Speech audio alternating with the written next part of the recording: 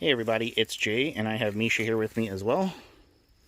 And we're doing a little, sort of we can't get ammo for anything range day to day.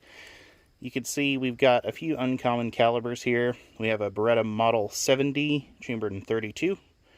My Ruger 57, which is in 5.7. The Zastava M88, correct? Yeah. And which is at 7.62 by 25. No, that'd be M57. I brought all of the Zastavas. Okay, well, we have a Zastava Tokarev here in 7.62 by 25. And then a couple of other more conventional AKs. By that, I mean they're 223 AKs. We also have an M1 carbine. Is this an inland M1? Yeah, it's one of the Paratrooper. And then Colt DOE build, which is a 9mm AR pistol. Yep, on a Rock River lower. That actually the lower was suggested to me by Chris Bartacci because I wanted to be able to still use Colt mags in it, and most of the 9mm lowers use Glock. So just a few different type of guns today. Mainly we wanted to give our 7.62 by 39 a little bit of a break and give a little bit of a break to our 223 and 9mm, even though we still have some representation on the 223 and 9mm side. But yeah, we're just going to do a little shooting. This will be all of the shooting clips that we do today.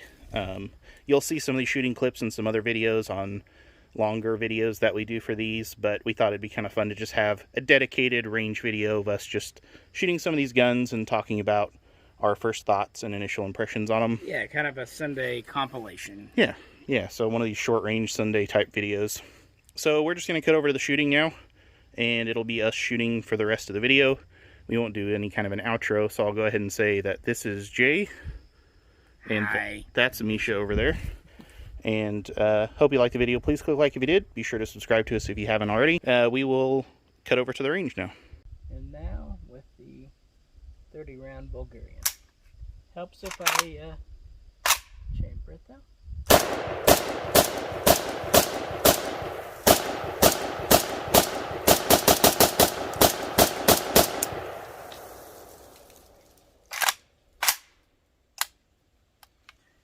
Thoughts?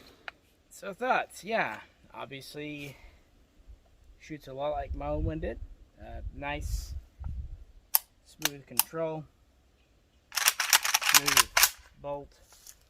Both mags fit in with very little play. The muzzle brake probably helps, but really, being 5.56, this isn't a heavy gun, but no muzzle flip, very little recoil. And this is my first time trying the FIME enhanced trigger. It's not bad. Need to shoot it a little more to really get a feeling on the trigger, but all in all, the rifle 8 steel, just fine. Cool.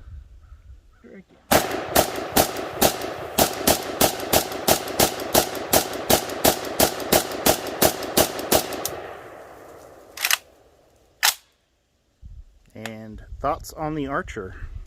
Anything different from the last 10 years that we've had it or whatever? Yeah, exactly. Yeah, it's revolutionary new. No, yeah, I brought this out as kind of a control in case the SAM5 had issues.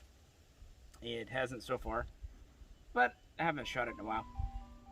And it is a little weightier thanks to the handguard and optic on it. But then again, it's a stamped receiver versus milled. It has a better trigger in it. That's because the one I put in, I don't know, I've modified this one so much, you know? Yep. But, still tough to beat, isn't it? It really is. They're pretty comparable, though. Yeah. I would say it's almost flip a coin, style-wise. Sure. The SAM5 is more classic. This is definitely more modern.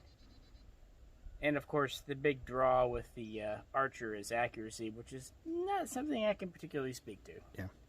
Still a great gun, though. Yeah. Cool. Little hitch going into battery there. And first jam didn't go into battery.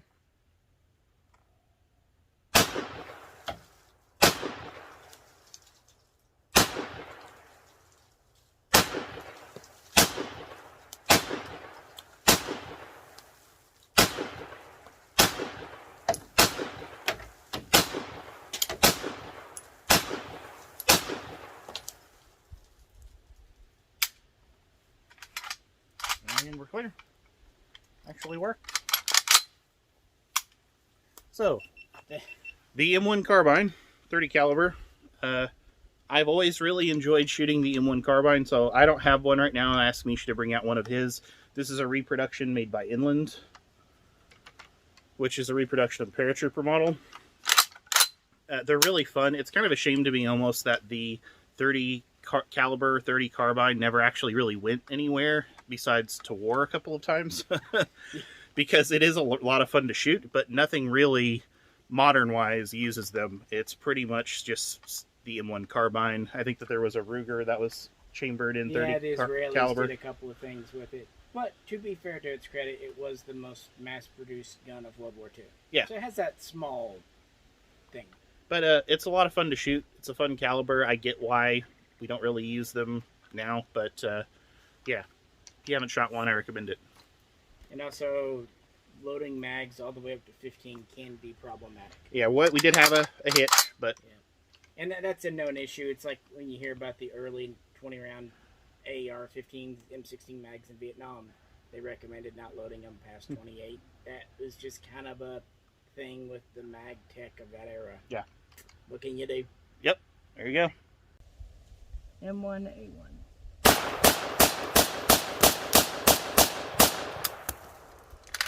There. Old school bolt hold open. DOE.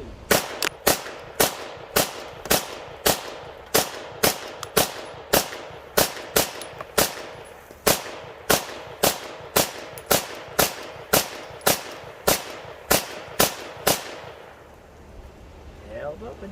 So why do you like the DOE so much? Because it looks cool and it's rare. No, I just it's one of the few kind of non-standard guns that was actually government issue. The 10.5 inch was also used by the Marines, and I've got one of those uppers for this too. Yeah, but just a lot of fun. Yeah, they're fun and they're cool looking. Yeah.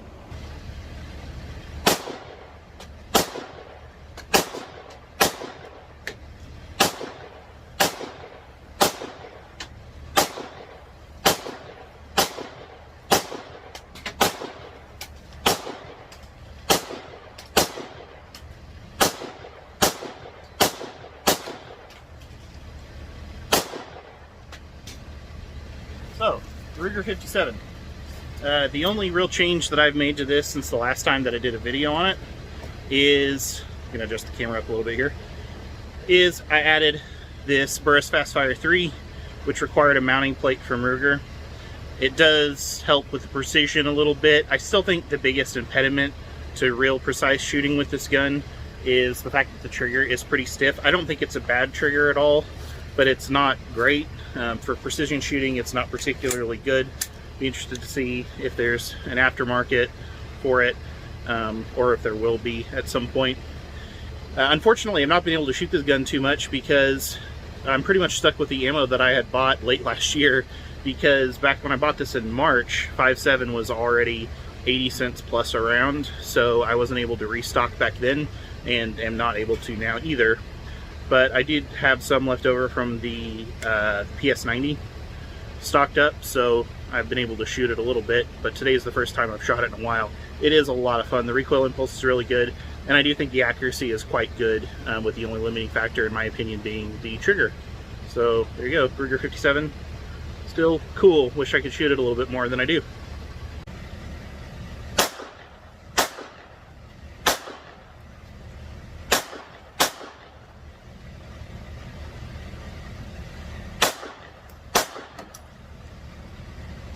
So the hammer bite on this one is very noticeable. It's noticeable on the Model 70 as well, but I think that the Model 70, the Beretta Model 70 that's also in 32, has a little bit more beaver tail to it. So it probably keeps my big fat hand from getting pinched there quite so much. So I'm talking to two different cameras here. So I think I like the Beretta Model 70 better, personally, but 32 is still a lot of fun to shoot, so even with that issue, it's still fun. It's still a fun gun. So TLDR, your fat hand likes beavers. Got it. Correct. Beretta M70.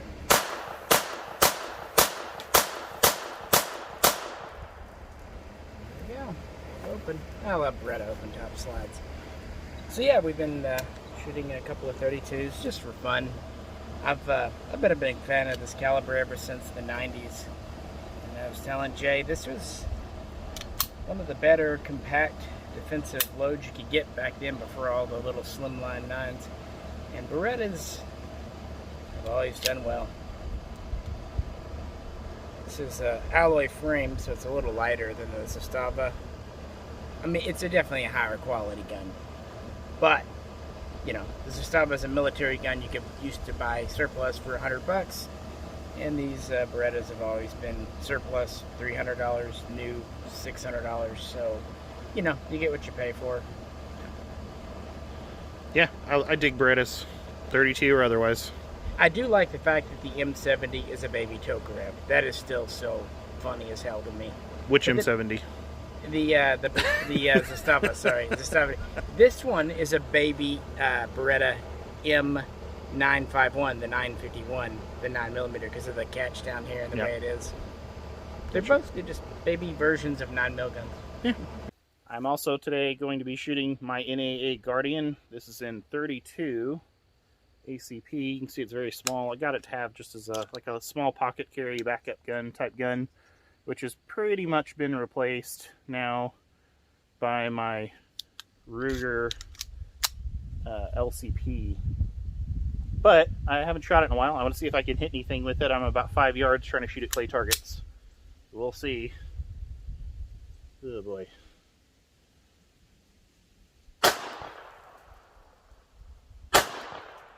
I hit it on the second shot.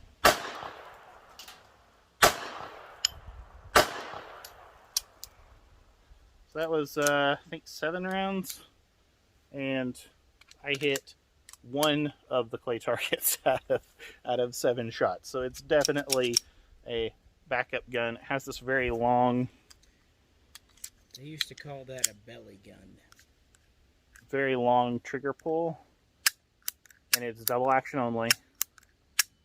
And of course a very, very short sight radius because it's a tiny little gun. The magazine is about the size of a cigarette lighter. So that said, the North American guns have always kind of impressed me with the machining on them. Yeah, honestly the quality is quite good. It's basically all one piece here except for the slide, and it doesn't recoil that bad considering it's so small, but it's 32. It's still not nearly as pleasant to shoot as any of the 32s we've had out today, but it's and they're well made, but it is what it is.